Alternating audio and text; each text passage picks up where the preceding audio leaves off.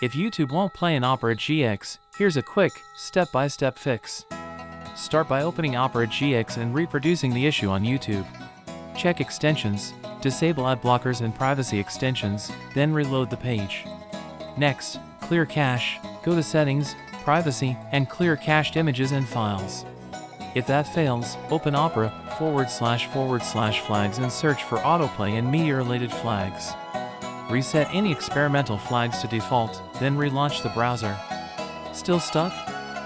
Disable hardware acceleration in Settings, under Advanced in System. Turn off Use hardware acceleration when available and relaunch Opera GX. Show before and after, YouTube stutter on the left, smooth playback on the right.